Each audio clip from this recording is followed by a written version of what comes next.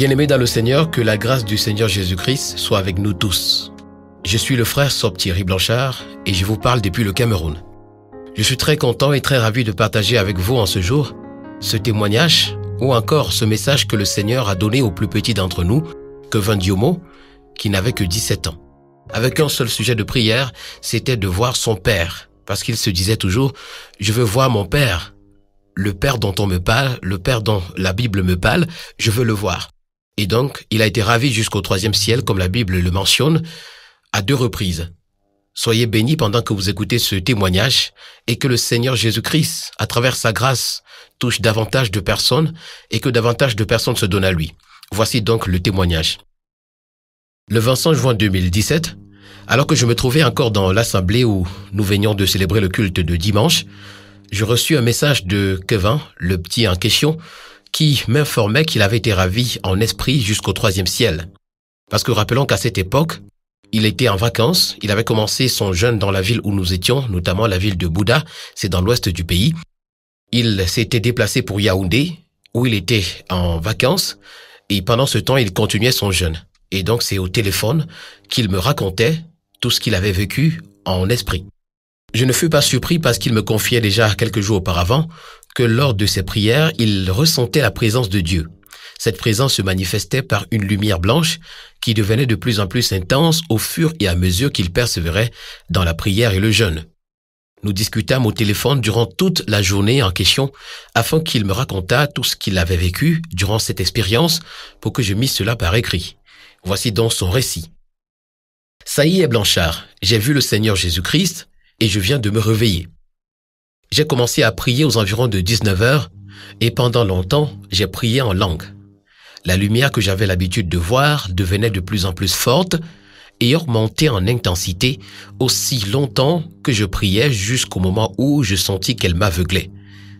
Lorsque j'ouvris les yeux, je ne pouvais effectivement plus voir. J'étais aveugle. Je commençai alors à pleurer et je dis à Dieu, « Pourquoi me fais-tu tant souffrir? Pourquoi ne me vois-tu pas digne de te rencontrer? Moi qui ai enduré tant d'épreuves à cause de toi? » Je sentis soudain une grande chaleur et une grande joie envahir tout mon être. Je me mis à m'agiter dans tous les sens et je ne pus faire quoi que ce soit pour y mettre un terme. Ces mouvements étaient incontrôlables. J'entendis alors une voix qui me dit « Mon fils, lève-toi. Tu as été fort dans cette épreuve et en aucun moment tu n'as flanché. C'est pourquoi tu mérites des réponses à toutes tes questions et de voir ce que ton cœur désire. Lève-toi. » Je dis, « Seigneur, rends-moi d'abord la vue. » Et je sentis quelque chose me toucher les yeux avec une douceur inégalable. C'était différent du toucher humain, de la manière dont les hommes se touchent. Je recommençai à voir et je vis un être très beau qui se tenait devant moi. Je pouvais le voir, non comme dans les songes ou les visions, mais face à face, physiquement, je le voyais. Je tombais et je dis, « Seigneur, merci de m'avoir exaucé. » Et il répondit, « Ce n'est pas moi le Seigneur, je suis l'ange qu'il a envoyé afin de te conduire à lui. Il a vu les désirs de ton cœur et il a répondu à ton appel. Il veut te confier un message à adresser au monde afin de rassembler le troupeau perdu des extrémités de la terre. » Je dis par la suite, « Je suis rempli de joie et d'allégresse parce que le Seigneur s'est souvenu de moi. Il s'est souvenu de son serviteur et il l'a exaucé. Quand bien même je disais ces choses, elles ne venaient pas de moi, mais de l'Esprit de Dieu en moi. » Lorsque j'ai entendu cela, je demandais à Kevin, moi Blanchard, lorsque j'ai entendu cela, je lui ai demandé, « Donc, tu as vu cet ange-là avec tes yeux charnels et ton corps physique ?» Et lui de me répondre, « Oui Blanchard, il était aussi vrai que je peux te voir toi. » Et ensuite, il continua, « L'ange me tint par la main et je me sentis me séparer de mon corps physique. Nous nous élevâmes vers le ciel et je pouvais voir mon corps physique couché au sol. L'ange me dit, « Viens et entre dans la gloire du Père. » Nous arrivâmes devant un grand portail et je vis 2 anges qui gardaient l'entrée. Ils étaient plus grands que celui avec qui j'étais et l'un d'eux tenait un livre. L'ange qui m'escortait dit à l'autre, « Ne regarde pas son nom dans le livre, car il n'a pas encore rendu l'âme, mais laisse-nous entrer, le Seigneur nous attend. » Tous 2 ouvrirent le portail et nous entrâmes. Lorsque nous fîmes entrer, ce que je vis est indescriptible. Je peux tout simplement dire que c'était très beau, magnifique, extraordinaire, et tout était en or là-bas. Les routes étaient en or, les maisons aussi en or, de belle architecture et de couleurs scintillantes étaient parfaites. Tout est parfait au ciel. Ces maisons étaient cependant fermées et sans occupants, pourtant je pensais que je verrais ceux qui étaient déjà allés au ciel. Lorsque je marchais, ce n'était pas comme on marche sur terre, ce n'était pas de la même façon. C'était comme si des roulettes me faisaient avancer. Quand je marchais environ 200 mètres, je vis une grande lumière qui m'éblouissait les yeux et je dis à l'ange, « Pourquoi cette lumière nous barre-t-elle le passage et où sommes-nous » L'ange me répondit, « Nous sommes dans la salle du trône et cette lumière, c'est le reflet de la gloire de Dieu. » Je dis alors, « Que dois-je faire pour qu'elle parte ?» « Fais ce que tu vois faire autour de toi, me dit-il. » Je regardais autour de moi et je vis 24 vieillards, sûrement ceux que mentionne l'Apocalypse. Je vis aussi, couchés, des personnes qui portaient de grandes robes d'un blanc étincelant et une ceinture d'or autour de leur taille. Ils avaient enlevé leurs couronnes et les avaient déposées devant le trône. Leurs mains étaient tendues vers le trône et ils adoraient celui qui y était assis. Alors je me couchai et je me mis à adorer comme eux. Je me retrouvais subitement dans la grande chorale du ciel et j'eus l'impression qu'au-dedans de moi se trouvait un orchestre de musique. De belles mélodies célestes sortaient de moi et montaient devant le trône. Cette adoration mit long et je ne voulais pas qu'elle se terminât. C'était une adoration vivante que je n'avais expérimentée auparavant. Lorsque l'adoration se termina, j'ouvris les yeux et je n'étais plus au même endroit. Je me trouvais, à présent, dans la même position, cependant, à la droite du grand trône blanc, et malgré tous mes efforts, je ne pus voir celui qui y était assis, car il brillait tellement que je peux le comparer à ce soleil en plein midi en zone équatoriale. À côté se trouvait une autre lumière et l'ange me demanda d'aller vers elle. Lorsque j'avançai, j'entendis une voix m'appeler. « Kevin, Kevin. »« Oui, Seigneur, dis-je. » Et la voix reprit. « Je suis le Seigneur Jésus-Christ que tu as demandé. Retourne-toi et regarde. » Lorsque je me trouvais, je vis le Seigneur placé devant moi, plus vivant que dans mes visions. Je tombais à ses pieds en disant, « Seigneur, merci, car ma foi en toi est plus grande que jamais. » « Relève-toi et laisse-moi te montrer quelque chose, me dit-il avant d'ajouter. « Sais-tu pourquoi je t'ai montré les maisons qui sont ici ?» Je répondis, « Non, Seigneur. » Puis il reprit, « Toutes les maisons dans lesquelles les élus vont habiter sont déjà terminées. Je te les montré afin que tu ailles leur dire que ma deuxième venue est plus imminente que jamais et mon église n'est pas encore prête. Je ne sais le jour où je reviendrai et personne ici ne le sait, sauf le Père que tu as vu assis sur le trône. Va leur dire de se préparer, car si la trompette venait à sonner maintenant, seulement un petit pourcentage serait sauvé. » Lorsqu'il lui dit cela, nous allâmes vers une sorte de cuve remplie d'eau et nous pouvions y voir une église dans laquelle se trouvaient de nombreux fidèles qui chantaient et louaient le Seigneur. Puis le Seigneur me dit, « Ceux que tu vois là ne me cherchent pas. Ils viennent dans cette église parce qu'ils cherchent ce que je donne et je leur donne ce qu'ils me demandent, mais beaucoup d'entre eux ne me connaissent pas. Mais faites attention, je suis un Dieu généreux et je donne à tout le monde sans distinction. Je donne aussi aux païens. Je fais lever mon soleil sur les justes et les injustes. Si vous aimez ces choses que je donne, c'est de l'idolâtrie. Vous devez n'aimer que moi et moi seul. » Beaucoup d'enfants de Dieu dans le monde ont appris à aimer ces choses et c'est la raison pour laquelle peu d'entre eux seront sauvés et ma colère sur leur berger, qui est responsable d'eux, sera grande. Je dis, « Seigneur, que te demande-t-il » Et le Seigneur me répondit, « Que vois-tu que les hommes désirent ?» Je repris, « L'argent, le mariage, les enfants, les maisons, les voitures, les promotions sociales, le travail, le bonheur. Seigneur, c'est pour moi ce que les hommes désirent. Tu as vu juste, leur cœur est rempli de ces choses. Ils ont beau me chanter des louanges et m'adresser des complaintes, moi, je suis loin d'eux. Ils m'honorent des lèvres, mais leur cœur est loin de moi. C'est leur berger qui leur enseigne à me repousser. Mais prenez garde à vous, vous qui accomplissez des miracles, vous qui prophétisez au milieu de mon peuple, et qui leur fermait l'accès du royaume. Si vous ne vous repentez pas de vos actes, je vous ferai périr par l'épée qui est dans ma bouche, et je vous jetterai dans les ténèbres du dehors, là où il y a les pleurs et les grincements dedans, me dit-il. Je fus très confus, et je me dis à moi-même, comment le Seigneur peut-il parler au-dedans d'une église sans être avec l'église? Et le Seigneur sut que j'étais confus, et il me dit, ne sois pas confus, Kevin. Même s'ils font toutes ces choses, je n'ai point de part avec eux et je ne les connais pas. Regarde ce que Paul dit lorsqu'il exerçait son ministère. Il dit, « Je crains qu'après avoir prêché aux autres, moi-même, je ne sois retenu, bien qu'il prophétisait et faisait de grands miracles. » Le Seigneur ajouta, « N'est-il pas écrit dans la Bible qu'au dernier jour, beaucoup me diront, « Nous avons prophétisé en ton nom, nous avons fait des miracles en ton nom, nous avons chassé les démons en ton nom. » Moi, je leur dirai, retirez-vous de moi, vous qui commettez l'iniquité. Ils font toutes ces choses et oublient l'essentiel. Ils ont laissé le chemin resserré qui mène à moi et ont choisi le chemin qui mène à la perdition. Le Seigneur me dit aussi, même l'église dans laquelle tu es périra. Je m'arrête un peu ici. Lorsque j'entendis cela, de Kevin, je lui demandai, de quelle église parle le Seigneur? Il me répondit, l'église dans laquelle tu te trouves actuellement. Pris de panique, je repris pour me rassurer. Parle-t-il de notre assemblée? Et Kevin me répondit par l'affirmative. Je fus très choqué de l'entendre car je pensais que si le Seigneur parlait à travers l'un de nous, à travers les prophéties, cela signifiait certainement qu'il était avec nous, mais j'étais en erreur. Tout à coup, une grande tristesse m'envahit et elle ne partit que lorsque j'eus témoigné à l'assemblée le lendemain. Kevin continua. Je dis au Seigneur, comment est-ce possible? Et le Seigneur me dit, regarde les gens de ton église et dis-moi ce que tu remarques.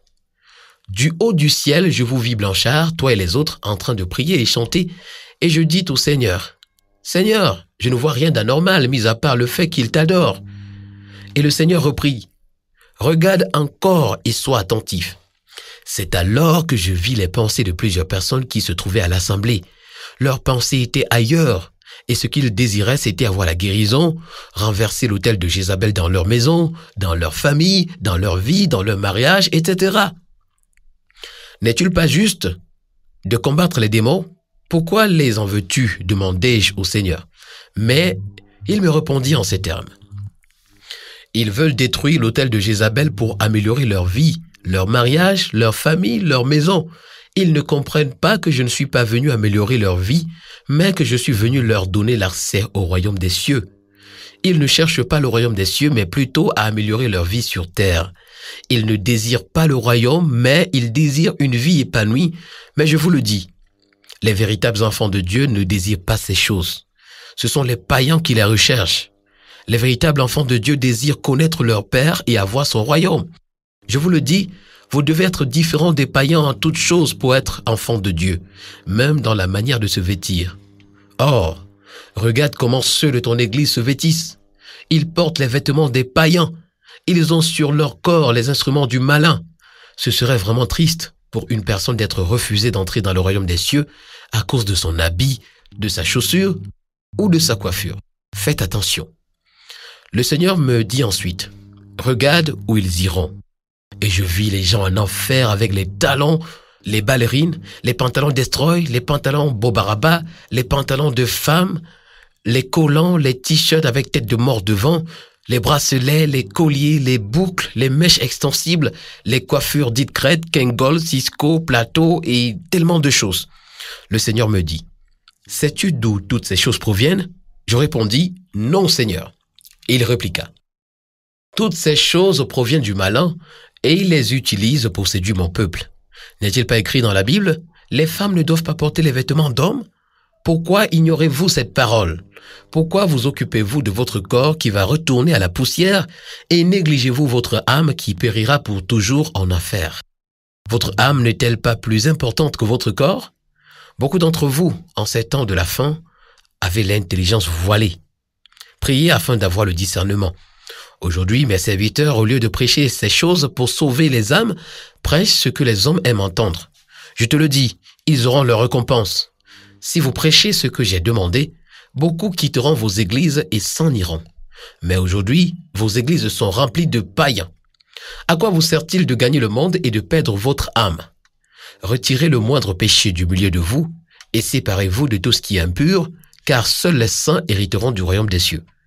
Ce que mes vrais serviteurs doivent prêcher aujourd'hui, c'est le péché et rien d'autre.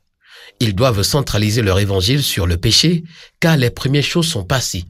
Ils doivent se préparer pour le royaume qui vient en se détournant du péché. Vous devez être justifiés dans le moindre de vos actes. Le Père m'a envoyé dans le monde pour donner la vie au monde et y annoncer le royaume des cieux, et j'ai aussi envoyé mes serviteurs faire l'œuvre que le Père m'a confiée. Mais aujourd'hui, ils ne continuent plus mon œuvre. Je sais qu'ils peuvent encore changer.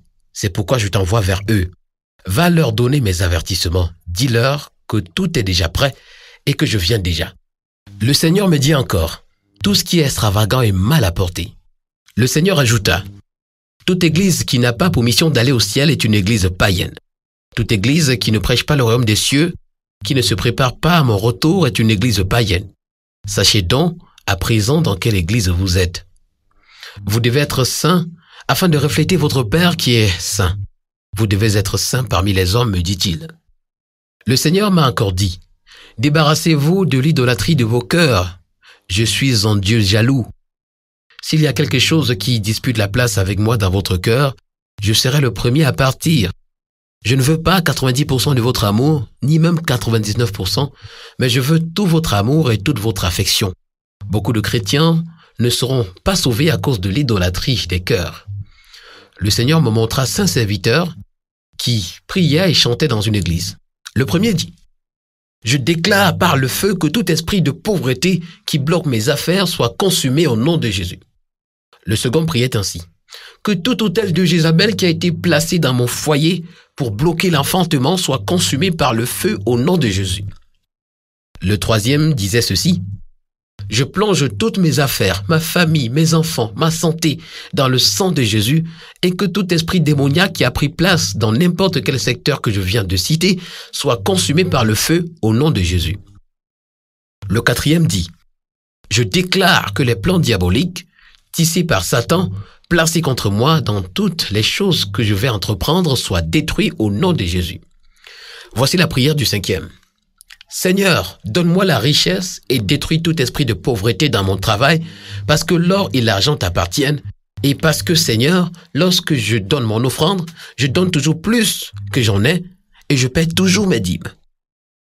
Le Seigneur me demanda, Kevin, lequel de ces serviteurs penses-tu avoir fait une bonne prière?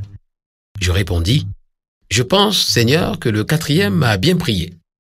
Mais le Seigneur me dit, en vérité, je te le dis, aucun d'eux ne m'a adressé une bonne prière. Je repris, mais Seigneur, où est le problème dans sa prière? Il veut juste que ses entreprises marchent. Et le Seigneur d'ajouter, si tout ce qu'il entreprend ce n'est pas pour me servir, c'est de l'idolâtrie. Le cinquième me demande de l'argent, mais si cet argent n'est pas pour mettre à mon service, mais plutôt pour remplir son ventre, c'est de l'idolâtrie. Le premier veut que je détruise tout esprit de pauvreté dans ses affaires, mais si ces affaires qu'il mène ne sont pas pour mon service, c'est de l'idolâtrie. Le second voudrait avoir des enfants, mais si ces enfants naissent non pas pour mon service, mais plutôt pour servir le monde, ils sont des idoles aux yeux de leurs parents. Le troisième me demande de protéger ses affaires, sa famille, ses enfants, sa santé. Il me demande parce que tout ceci a une grande importance dans son cœur et il porte beaucoup d'intérêt à ça. C'est de l'idolâtrie. Si tous s'asseyaient et me demandaient toutes ces choses, non pas pour eux, mais pour moi, ils ne me demanderaient pas autant de choses. C'est pourquoi vous ne devez pas travailler pour vous. Ne recherchez pas ces choses qui périssent, mais recherchez ce qui perdure pour toujours. Les miracles que vous demandez passeront. Les prophéties que vous cherchez finiront. Les démons que vous chassez finiront. Les enfants que vous demandez périront. Le mariage que vous demandez passera. Vos corps que vous entretenez périront. Mais la foi, la charité, l'amour, la parole de Dieu, la persévérance ne périront jamais. Si vous vous attardez encore sur ces choses qui périssent, vous êtes encore charnel, car l'homme spirituel ne s'attarde que sur ce qui est spirituel. Ce qui est spirituel est éternel. Le Seigneur me dit par la suite, « Va rassembler le troupeau perdu des extrémités de la terre, Va et retrouve les tiens.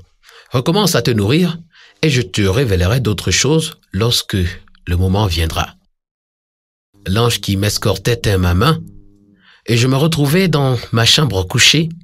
L'expérience que je vécus dura 15 heures de temps, de 20 heures le 24 juin 2017 à 11h40 du 25 juin de la même année. Je fis donc 14 jours au total sans manger afin de voir notre Seigneur Jésus.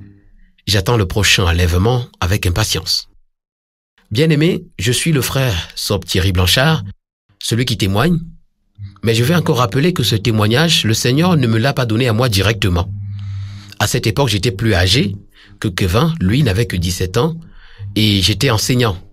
Et donc, le Seigneur savait très certainement que je pouvais facilement mettre cela par écrit parce que lui était un jeune homme de 17 ans qui s'exprimait pas bien déjà en français. Il faisait la section anglophone au lycée bilingue et donc il me racontait tout cela. Il se battait tant bien que mal de parler la langue pour que je la comprenne. Et lorsqu'il me racontait, et je l'enregistrais donc. Ensuite, je l'ai mis par écrit. Que le nom du Seigneur Jésus-Christ soit à jamais élevé, glorifié pour ce témoignage. C'était la première partie.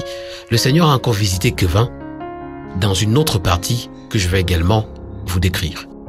Shalom, soyez bénis au nom de Jésus.